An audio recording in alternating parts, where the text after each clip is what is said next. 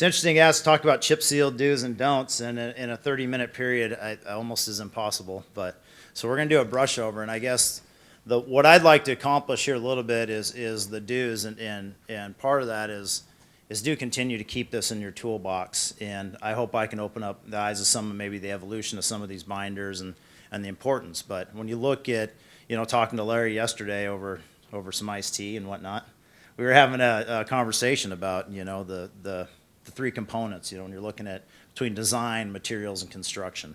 To try and cover that in 30 minutes can be very, very difficult. We're going to jump right into some of this, and I want to cover emulsion and hot applied binders a little bit, and maybe open your eyes to some things to watch for or considerations as you move forward. We talk about design right out of the get-go, street selection. When you're looking at condition of roadways, right out of the get-go, so many times people look at the materials they have in the box, and maybe they only have one material, or maybe they have a thought process that, emulsion chip seals won't work there. Well, there's lots of other things in the box. There's other ways to go about it. There's ways you can prep your roads. There's things you can do that maybe it can fit that. Maybe we can push some of those limits like we have to when we're stretching budgets. Traffic always plays a role when you're selecting what product you're going to use. What's the ADT? What can I handle? There's so many things to take into account with regards to what kind of traffic. I mean, is it residential traffic? Is it arterial traffic? It goes on and on. So all these things to consider before you use a chip seal. But I will tell you this, chip seals are beginning to push those boundaries of what we traditionally thought we couldn't handle. The climate plays a role, or the customer. Don't skip the customer. That goes back to, right at the get-go, we all work for the traveling public. We all work for the taxpayer. We've got to figure out a solution that's acceptable to them, and we all know stipulations on chip seals as far as coarse texture. You got to deal with bicyclists. There's the old thought of cracked windshields, public inconvenience, all those things to take into account, and climate. So, a binder that we might use in Phoenix, Arizona, probably isn't going to fit into Portland, Oregon. Doesn't make a lot of sense. But it's amazing how often you see these specifications just kind of move right up there. Well, we're just going to grab this. Well, that tool might not fit that climate. You might have to make some changes. You might have to customize what you're doing. Expectations always plays the biggest role. If you set yourself up for failure right out of the get-go and maybe look at a road like this and go, I think we got to put a chip seal on that. I mean, what's that going to do for your chip seal program? What's the resident going to think about that? This is a true story. We looked at this project and said absolutely no how. I mean, everybody that looked at it that actually went out and physically looked at the street went to the agency and said, why are you doing this? Well, we're going to buy time, and we got a heck of an emulsion salesman. But they come out, and we look at it and we're going, okay, not a good candidate, It's not structurally sound. Look at the amount of prep work. The residents, how many years? So now you've taken and put an unrealistic expectation on your project, which is only going to irritate the public. It becomes a poor choice. And the people that maybe are making the decisions on the dollars, maybe they're going to go, well, we can't use chip seal. Look what happened on this road. It just blew up. Why are we going to do that anywhere else? Well, maybe you had a poor design. Maybe it was a bad decision at that point in time, and you didn't think of the long-term consequences of that tool. So with the time restrictions here, kind of jumping right in, the reason I threw up some of the design or street selection is because now we've got to start looking into the box. What do we have? What do we have that fits there? So I'm going to talk about some of the driving materials we've got up here.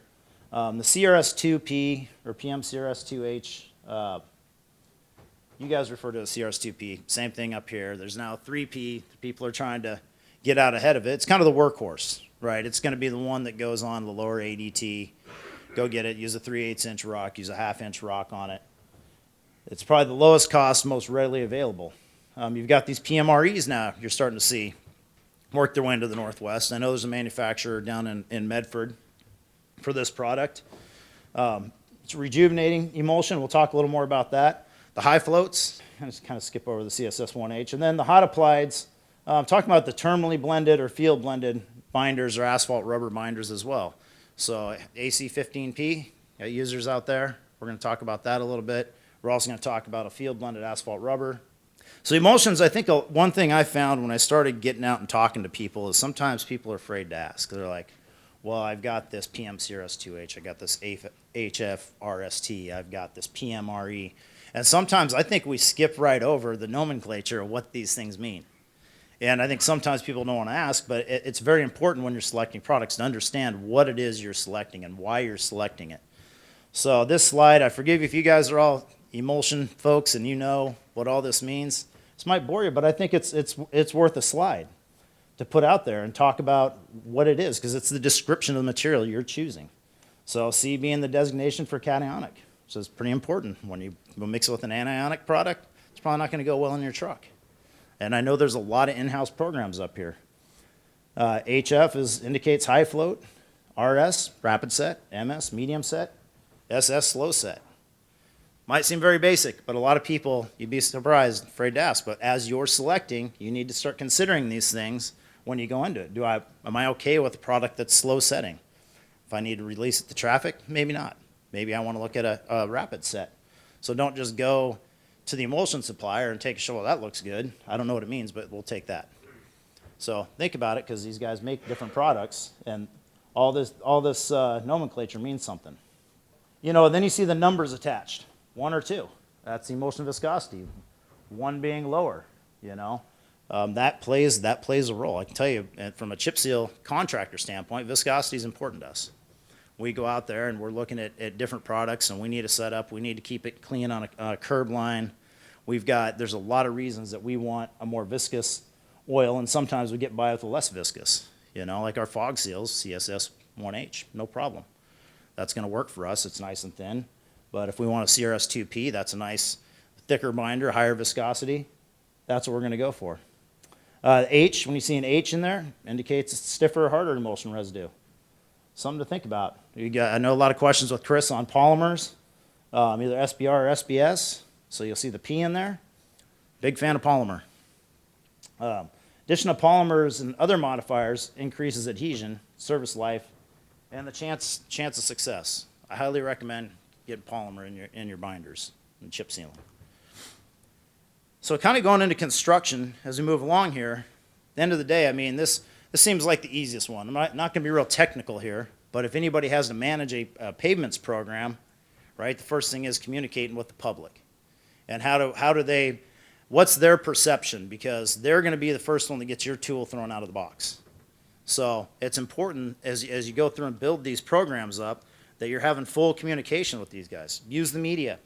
Another one is bilingual. You know, a lot of people, well, you know, we'll just put everything in English and that's it. You know what we do? We do a lot of two-sided notifications when we talk to an owner and he goes, well, this is the Cantonese neighborhood over here you guys are working in. Okay, well, we're going to put that notice on the back of the notice. We're going to change the language on the back and have a two-sided notice when we go out and communicate with the public so they understand. It's not only a safety thing, it's full communication. Now they're a part of the project. They get what's going on, reduces your phone calls, and it helps you keep the tool in the box to use in the future, right?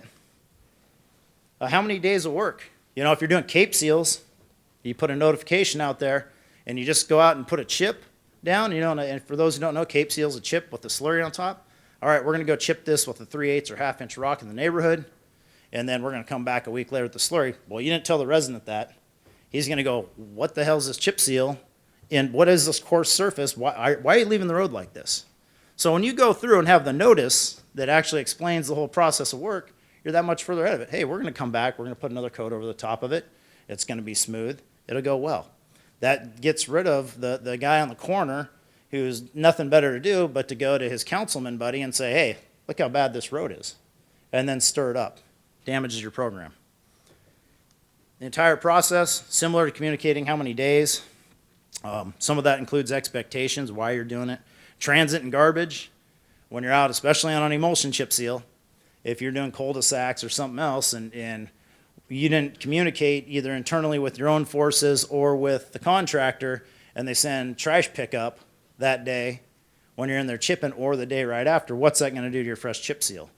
Because I can tell you, it's similar to building work with emulsion chip seals especially, there's a very big difference between set time and cure time. So set time for me, that's, hey, how long is it going to take to set up so we can get traffic on it? Cure time is how long until the water's fully out of the system. If you still have a soft binder and you start putting heavy traffic on it, you're going to have some big issues. CMS boards can come in handy as well. Getting out in front of it. And it doesn't mean you need one on every street, but if you're hitting the key points around it, the people coming and going. So traffic controls, you know, chip seals. Chip seals allow one-way traffic. A sufficient amount of flaggers can be covered in specifications because, once again, you're communicating, it's safety, you're moving through it. Our crews, I can tell you, we typically got a guy out in front of the distributor truck because we're moving around in cities. We got a guy in the middle dealing with the driveways. A guy in the back, he's making sure the traffic goes. All three of them talk, and they talk to the distributor driver and the chip box operator. So they all know who's coming and going. That same crew of three can go out and run a pilot car situation, set up a lane closure. But it's just very important to make sure you have a sufficient amount and, you know, take advantage of the fact you can allow one-way traffic on there. Loose gravel signs at all entry points, very important. This is a big liability thing. It amazes me there's still, you see agencies and don't have a choice, go do an emulsion chip seal, don't sweep it that day, leave it out. How much liability is out there? You know, we're never going to be completely free of it as either a contractor or an owner, but if you take advantage of the signage and make sure you get it out there, I can tell you you're going to be in a lot better spot in the unfortunate event something does happen. And you can go back and document, hey, we had signage, we had plenty of warning out there. Loose gravels get overlooked all the time with chip seals, but motorbikes tend to find a way to slide. Protect the utilities. You know, we use these prefabricated cardboard ones. If you are doing emulsion chip, you could use plastic on there, but just keep in mind when you go to a hot applied binder, you know, 350-degree oil and a piece of plastic don't go real well. Tar paper, do not use plastic for hot applied, got that on there. Talking about pavement conditions on emulsion, you know, making sure that you got the minimum requirement and rising. We like to see an 80-degree pavement temperature before we chip with emulsion. Do we always get it? No. Do we always adhere completely to that? No. That's probably a big challenge up here. I mean, that's something, that's optimum. Chances are you're probably starting maybe with a 68, 70-degree pavement temperature at best on a good day up here. It's one of the struggles with emulsion, especially on the west of the Cascades. PMREs, this is where we start thinking design. We start getting struggles. Maybe a PMRE is something you can look at if you're not getting these temperatures because they can be applied in much cooler surface temperatures. I mean, they're going as low as 50 degrees. It's a different product, similar to the high floats, which I think I touched on here. High floats are the same way. It's a product that can be used in a cooler temperature. So when you're designing your project and want to get it built and having realistic expectations of how to build it, you also have to think about the material placement and what your climate allows, which we talked about some climate earlier. Pavement's got to be dry. You know, one that always gets you is the temperature and moisture in shaded areas. We see a lot of times you'll go out and especially where you have canopy, right, and on the coastal areas and it'll hold moisture in the trees. Well, contractor inspector goes out, shoots, oh, well, we got pavement temperature. Off we go. What they don't take into account is every time they go underneath these trees and you got this wet, moist spot that's sitting there and you know, you're going to lose it. All that comes up. It's a very simple solution.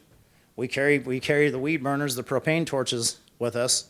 Our guys get out in front, dry the pavement up, heat it up underneath those areas, and off we go. Same thing with the sprinkler in the neighborhood. You get people get out and water their lawns, you know, in different areas we work, and you get moisture there, go dry it out with a torch. So, but there are things your crews have to pay attention to, the contractor needs to pay attention to, because that's gonna fail if you go over that wet area typically. Yeah, when you start getting up over 110 degrees, emulsion tends to struggle.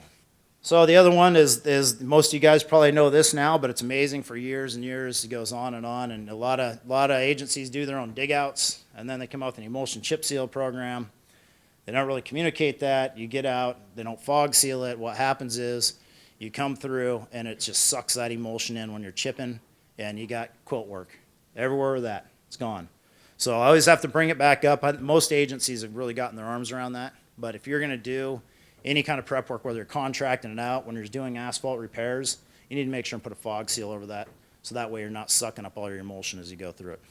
Talking about the choices of binders again, we talked about CRS2P. Just kind of to reiterate, it's the workhorse for us on emulsion and probably a lot of folks in here.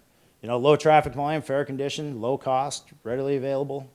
Compatible with most aggregate. Conventional equipment can be used to apply it. No coating of aggregate. Wide range on spread rates. It's got a very, very wide range, and we'll see that later on aggregate sizes. So makes it a very valuable tool. High floats. I know there's a couple of people in here using high floats. I won't spend a lot of time there. I guess a couple of the key points: when a high float emulsion is done right, it's a very, very good product. It's a challenge. I would let the emulsion suppliers talk about some of the challenges of manufacturing a little bit, but it can work. It can work very, very well. This gel structure, and it comes up, it takes a little while to set up. It can use dirtier aggregates, can be applied in cooler temperatures. It can be a very viscous binder, and we enjoy placing it. I mean, we place pretty much any kind of material there is, but when you get a nice high float emulsion, I tell you, it's a dynamite product. You can see the application rates down here as well. PMRE, we talked about this a little bit. This is another one of those binders that you're seeing, a chip seal binder that you're seeing come into the Northwest a little more. It's got rejuvenating emulsion, very good on oxidized pavements. They have the scrub broom that you can pull on there. I always have to throw it out there. I don't sell this emulsion, and we don't sell any emulsion, but the scrub broom, if you want to use a 3/8 rock, I would not put the scrub broom out there. And the reason why, the scrub broom is very good. This broom they got pulling it, great at filling cracks, great with 1/4 inch, great with 5/16, very nice from that aspect. The problem is when you start using a 3/8 and you're pulling this broom behind it, shooting 3/10 of a gallon, well, the weight of that broom, oftentimes, especially if you don't have a driver that can keep it up, it's just scraping down that application. So it limits the application of the oil. Something to take into consideration, but still a good product. So I like this picture because it gives you an idea. Working in a coastal climate in foggy, damp conditions, it's a very, very unique product. So it can work in cold weather down to 40 degrees. It's great with cracking, constructability. It's very forgiving in constructability. So ag selection on emulsion, which is nice, you can go 1/4 inch up to 1/2 inch, right? So you have a very big variety. And you need to pay attention and not paint yourself into, we're going to do everything in 3/8 or we're going to do everything in 1/4 inch. I always recommend wherever you can get away with a larger aggregate, do it, because the cost of the oil, you're not necessarily paying, and I understand this because my background where I come from, is you're paying for the equipment most of the time. And you want to get as much oil on the ground as you can get on the ground. So if you're already out there, and you have a crew, and this one really gets me, is the Cape Seal. If you're going to slurry on top of it, why in the world would you ever use a 1/4 inch aggregate? Why not put a 3/8 down and go over the top of it with the slurry so you can get 3 times the amount of asphalt residual left on the roadway than using this real fine, we're going to go shoot a .22 and put a 1/4 inch chip in it, and then we're going to put slurry over it. Why not put a 3/8 down and shoot, 4/10 and then cover it with the slurry? You're going to get the same surface texture at the end of the day. You're going to pay a little bit more for the materials, but you're paying for the crew and the labor and the traffic control more than anything else, so get more life out of it. But the customer drives that a lot, and the traffic loading on what aggregate size. So I'm big on, in the morning, especially the cold morning, there's no reason, we're going to have a little equipment show out here and do a little, brought a distributor out here, which is fantastic. We'll talk about it. One thing I like to see in the morning with our guys is there's no reason they shouldn't pull out tar paper and test every nozzle. There's nothing worse on the day of the job when you go out in the morning and the spreader truck, he didn't take care of the bar the night before, clean it up. He goes to take off, he's got plug, good fan, angled wrong, and off they go. They just run out a piece of tar paper, roofing paper, hit every nozzle across it, make sure everything's in the right position, and make sure that you've got no plugs before you take off. There's no reason to do it. It takes you about 5 minutes. No reason not to do it. Very important to talk about this outside, looking at the truck, the spray bar height. That can vary. You're not going to ever get to a position where you're set and go, okay, yeah, we need to be 8 inches off the roadway. Well, your roads are constantly changing. You have to look at it. The viscosity of your material is changing. Pump wear on these trucks changes. It's all about the uniformity of the actual application on the roadway when you see it. And you're going to have to play with it sometimes. You can start with a rule of thumb, what you want, but be prepared to adjust it based on what you see on the roadway. So proper overlap. Oil must be within specified temperature. You'll see some of these holdover loads that sit out there. Pay attention to it. I mean, it can be a problem, especially if somebody's sat on emulsion for 3 days and then they got a holiday weekend and they want to go shoot it. You probably are going to have some problems. Not only with stability, but they're going to let it cool. Most of these trucks have retort now. Just pay attention. So factors in rate, aggregate gradation is the biggest driver, pavement condition, traffic volume, weather pattern. I mean, all these things, like I said, you can never build a project and just say, I'm shooting a .50 and I'm using a 1/2 inch aggregate, and that's the entire job. Because all these roads change, things change, factors change. All these play a role. Emulsion application rates, this is just kind of a brief, and it's not, no, it's in the specification. I'm just telling you, when you build work, this is what you do. This is what you can work within these ranges. Might not be your spec. That's okay. I can tell you from 20 years of building chip seals, I can build chip seals with these numbers that are very, very quality. You don't need to pay all the extra money for some of these products, or at the very bottom end of these is very important. Same thing on the ag. If you go and use a 1/2 inch rock and somebody runs up 35 pounds on an emulsion chip, you're probably paying by the ton, I guess. But you don't need it. Ag application is just a picture of the computer, and the reason I bring this up in general is when you look at these computers, same as a distributor truck, all day long I can tell you, you can go up to a spreader driver and he'll say, well, where's your rate? Well, I'm right there. I'll crawl up in the truck and look, oh yeah, we want a .45. Yep, .45, says right there. Verify it, okay? I can tell you the way these pumps wear, the way these trucks work, not very often is that .45 that's on the computer, what's going on the road. Okay, you guys are all, just bring a calculator. It's very simple math. You got the known area, you got a float gauge, go verify it. And I'm not saying that contractors are doing anything different, but I can tell you there's spreader drivers out there that I've had many of them work for me, and that's their, where are you out on your rate? Oh, I'm right there. Well, what's right there? What did you tell me this morning it was? Yeah, so something to think about. Ag application, surface damp is good. You know, you don't want to allow excessive water or dusty aggregates. A little surface damp is good. If you get there and that truck's just got water gushing out of the back of it, it's probably not going to be good. It's going to hit the emulsion. It's going to re-emulsify. It's not going to set up. It's going to look ugly. It's going to float. Now with these PMREs, these high float emulsions, you can use dirtier aggregate. That's another thing. The cleanliness value doesn't play as big of a role. I don't have a whole lot of time to dive into the rest of that, but something to think about. Because stockpiles play a role with that too, and how far in advance you can stockpile. Typically 1 to 2 minutes on the application aggregate. You got to be, it kind of depends on the rest of what's going on between your traffic, your temperatures. We like to keep those guys fairly close together. Free debris when they're doing it. Verify rates. Once again, it's very easy math. Rolling. This one, we were having this discussion yesterday. Minimum of 2 rollers you see in a lot of places, but it's state to state. California says 2 pneumatic rollers. Arizona says 3. Texas says 3. What does Washington say? How many rollers on a chip seal required? Well, you've got your first set of rollers and your second set of rollers because they're running the blotter in behind it, so they have the most rollers. So minimum of 3 passes. Get on it quick. Backup alarms. I mean, that's safety's a big side of this. Meat line broom. One thing you'll see on emulsion is they're actually cutting it back to bare pavement here. And the reason I show that is because we're going to talk about hot applied, 4 to 6 inches. They're lapping oil on oil. When they cut it back, don't panic when you see that. A contractor is doing one segment really quick. Sometimes they'll leave an exposed joint line as for sake of speed. That's not a big deal. Don't freak out about it. They're going to come back and tie it in on top of the joint. Final sweep on emulsion. Typically can begin as little as an hour after, or 2 hours, or the next day we've seen on some products. And that just goes back to a lot of the science of that binder and what kind of conditions you're dealing with. Typically you want to get cleaned up. We target, when we look at work, we want a system that we can sweep in 2 hours. Kick rooms or pickup rooms, I just bring that up because you should pay attention to that as you're specifying stuff. If your expectation is that this material will be picked up and removed from the project, you should clarify that too. A lot of states are different. We still have a boatload of states we're working and just kick it off the side of the road. It's free shoulder backing. We love it. Go to California, pick everything up. I'm going to brush over hot applied binders because we're running short on time. This gives you an idea of kind of the 2 you got, like an ACP, an asphalt rubber binder. Some of the differences here, surface temperatures, you can definitely go a lot cooler. You can apply if rain is in the forecast, you're good to go. You can work right up to the rain.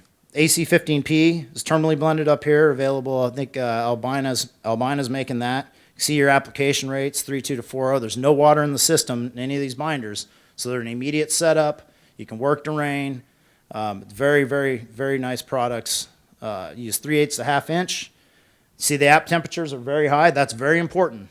That's very important on these hot applied binders. Temperature is everything. You're chasing it because if it gets cool and it starts to get thick, you're going to struggle to get out of the truck. So once again, these binders are manufactured in terminals. What's nice about that, folks who have their own chip seal programs, there's no specialized equipment required for it. You can go pick it up and do it in your own program. The other hot applied binder to talk about briefly is asphalt rubber wet process plant. This is really for making custom binders. We've seen a massive growth of this in the Northwest over the last about 6 years. You see the tank on the left there. They bring in PG asphalt based on where you're at, similar to whatever paving grade you do use there. You've got these two red squares. Those are hoppers for rubber and or polymer as you make it. Kicks off into this tank on the right. That's called a reaction vessel. That's where you actually agitate that binder and swell the particles. It's an ASTM product, usually minimum 15% rubber. Going into most of those products, there's some spin-off custom binders. I know there's a lot of users actually in here. Application rate's the big one there. You can see 5.5 to 6.5 for 3/8. I mean, this is the heavy lifter, the asphalt rubber binder. I mean, it can go, you put more oil down with this chip seal binder than anything. It's not one for a high PCI pavement. It's the one that pushes the limits of what you traditionally would not use a chip seal on. See how elevated temperature there, 375 up to 410. I'd say California, probably Caltrans, 80% of their chip seals anymore are asphalt rubber binder. So some things on aggregate to take into consideration. I think the biggest one is it needs to be coated 0.5% to 1%. Temperature, it can be optional. And I know it's a mixed bag of people in here. Well, what I would tell you is, yes, you can coat it and stockpile it and put it down cold if you want to. The reason I like it hot at a minimum of 225 degrees straight from the asphalt plant, you're buying an insurance policy. You get construction issues, those guys get spread apart. You got a lot of chip seal contractors out there doing it. The guy stops to have a cup of coffee and they're swapping out trucks. Off they go. The spreader or he runs himself out of aggregate and he doesn't get it into the binder, and then you try and punch cold rock into it, it's going to fail. Buying an insurance policy by having it hot. They're just salt and pepper and appearance. That's what you're looking for. You want the dust off the face of it. That's what coating the aggregate in a chip seal is for when you're using hot applied. So tarpon loads, very important if you're running hot.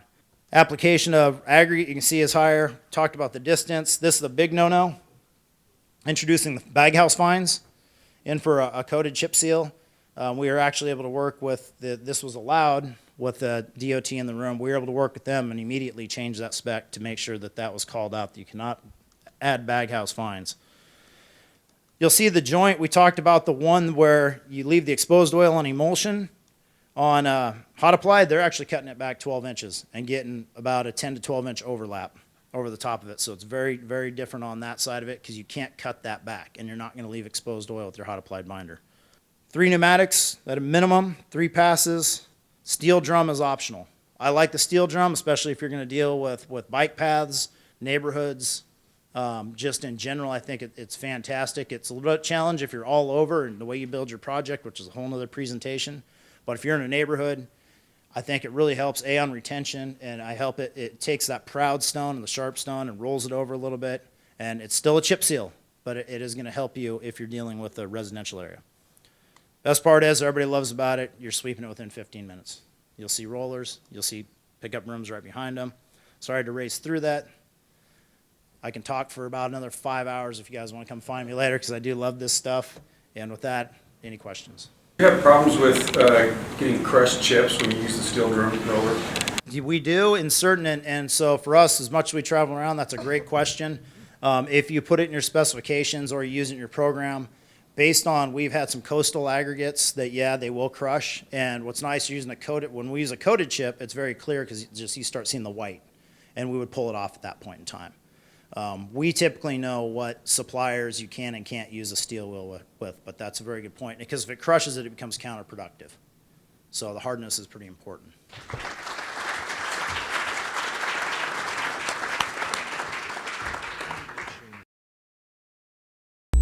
The preceding video was produced by the National Center for Pavement Preservation.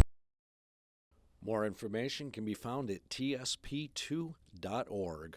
That's tsp2.org. Additional support provided by Michigan State University.